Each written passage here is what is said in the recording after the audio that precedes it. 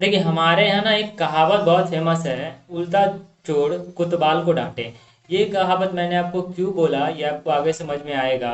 और ये जो पेट्रोल का प्राइस है सभी इंडियन स्टेट में 100 के पार जा चुका है और ये पर डे बेसिस पे बढ़ रहा है। एक्चुअली पहले 2017 तक ये 15 दिन के गैप में बढ़ता था, ये पेट्रोल का प्राइस, ऑयल का प्राइस, क्रूड ऑयल का प्राइस 15 दिन के गैप में बढ़ता था। बट अब ये डेली बेसिस पे बढ़ रहा है। अब ये डेली बेसिस पे क्यों बढ़ रहा है, 2017 में ऐसा क्या हुआ कि ये डेली बेसिस पे बढ़ रहा है, ये भी आपको मैं आगे बताता हूँ। और ये जो प्राइस हाइकिंग का जो प्रॉब्लम हो रहा है, जो प्राइस हाइक हो रहा है डेली बेसिस पे, इसका रीजन एक्चुअली कांग्रेस की गवर्नमेंट है। अब आप सोच रहे होंगे, आपके दिमाग में क्वेश्चन आया होगा कि अभी तो रिसेंट गवर्नमेंट बीजेपी की है, तो कांग्रेस की गवर्नमेंट इसका जिम्मेदार कैसे है। ये भी मैं आपको बताता हूँ इसका जिम्मेदार कांग्रेस की गवर्नमेंट कैसे है।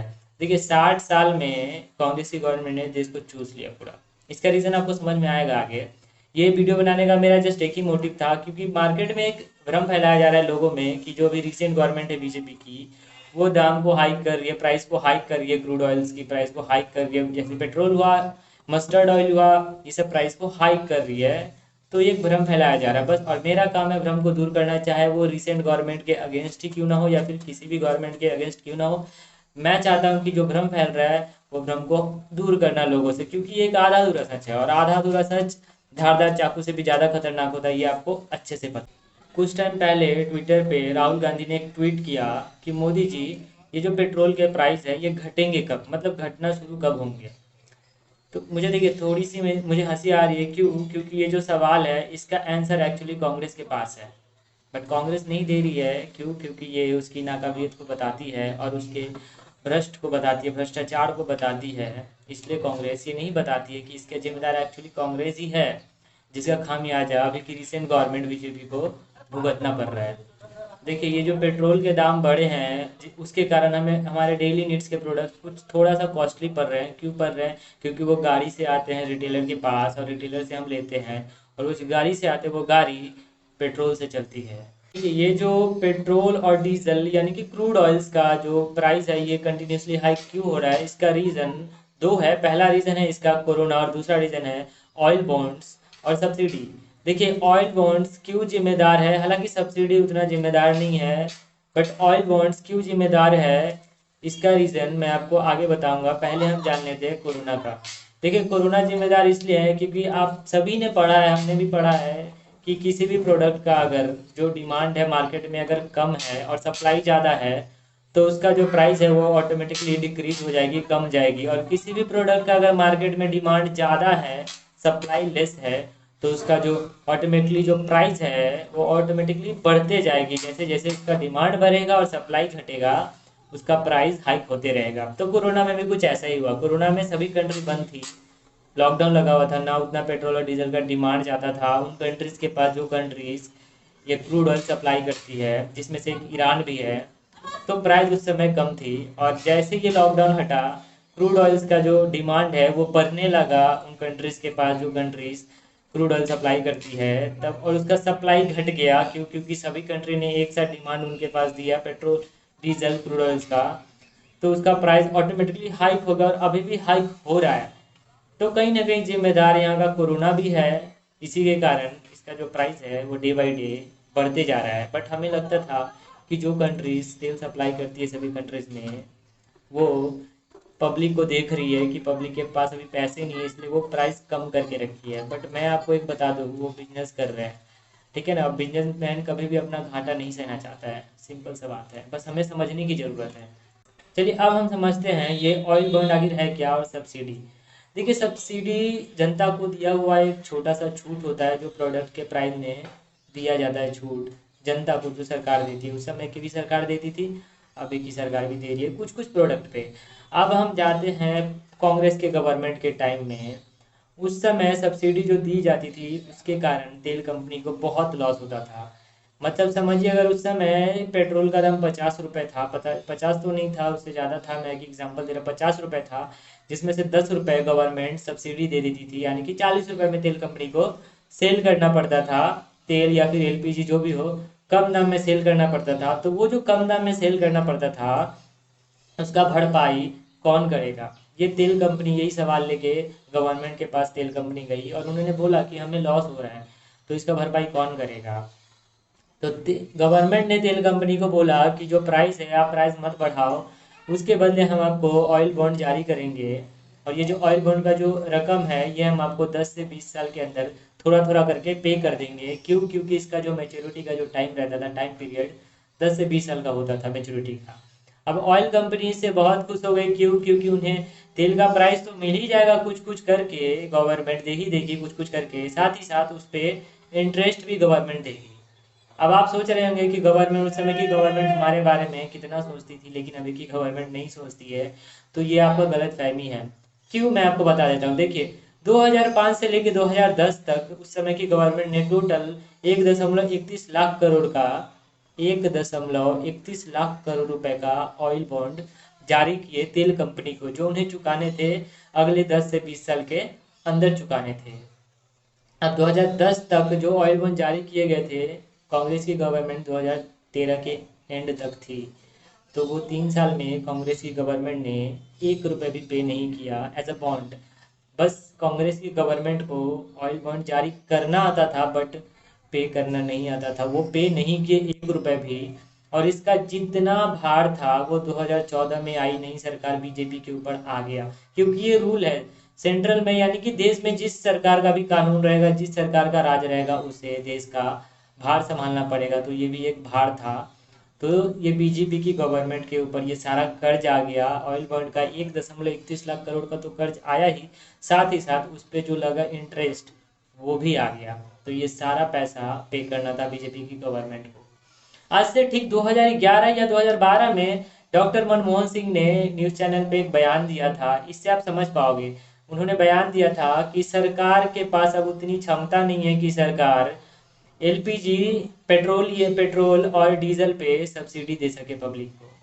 अगर आपको विश्वास नहीं, मैं आपको उस चैनल का लिंक दे दूंगा, उस न्यूज़ चैनल का लिंक मैं आपको दे दूंगा, उनका भाषण आप सुन लेना। उन्होंने साफ साफ कहा था सरकार के पास अब उतना कैपेबिलिटी नहीं है कि सरकार पब्लिक को सब्सिडी दे सके, पेट्रोल पे, डीजल पे या एलपीजी पे, ये तीनों पे सब्सिडी दे सके सरकार। तो इससे आपको समझ में आता है। देखिए, क्षमता तो आपके पास सही में नहीं था।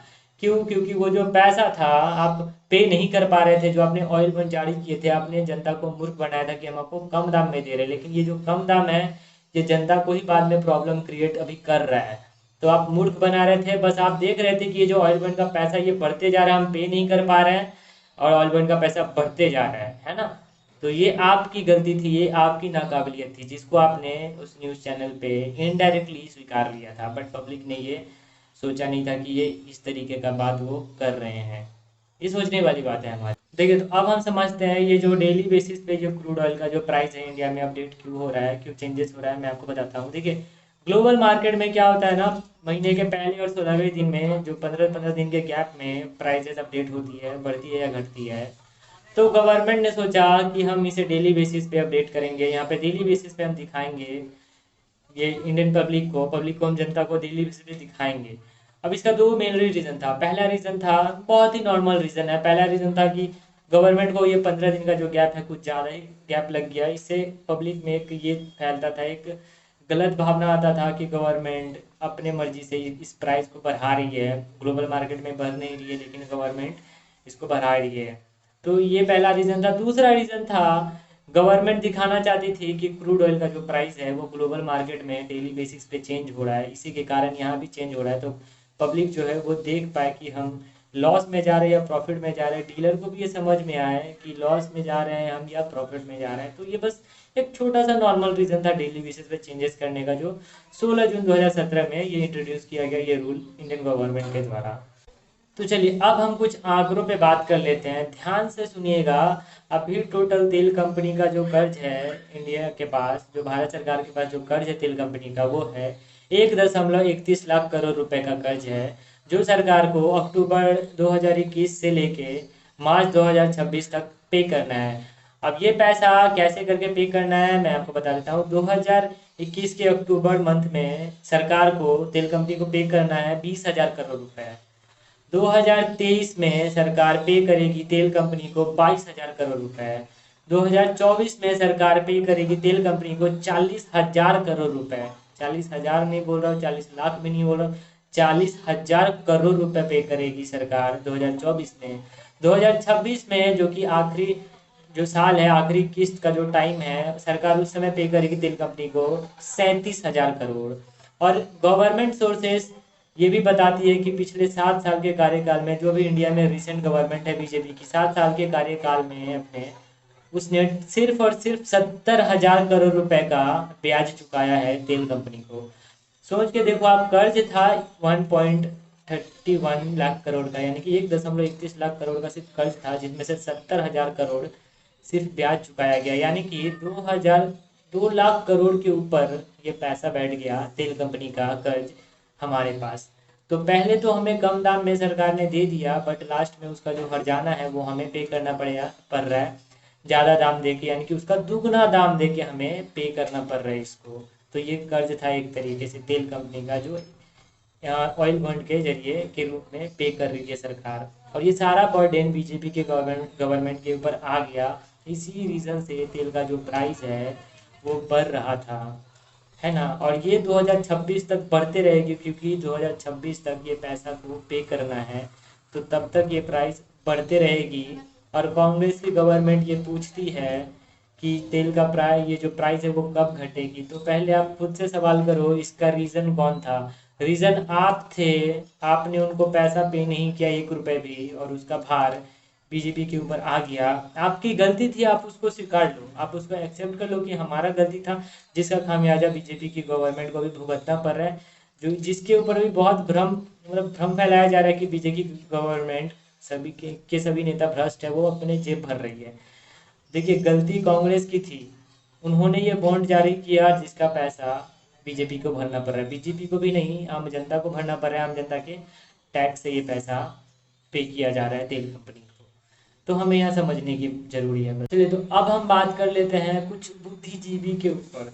बुद्धिजीवी से मेरा बोलने का मतलब यही है, कुछ पॉलिटिशियंस के ऊपर जो अभी के रिसेंट गवर्नमेंट के अगेंस्ट में विरोध करते हैं, धरना प्रदर्शन करते हैं, जगह जगह एक लगा लेते हैं, एक टेंट लगा लेते हैं, उसमें पेट्रोल डीजल ये सब का फोटो लगा के बोलते हैं कि दाम बढ़ा रही है गवर्नमेंट, पैसा लूट रही है।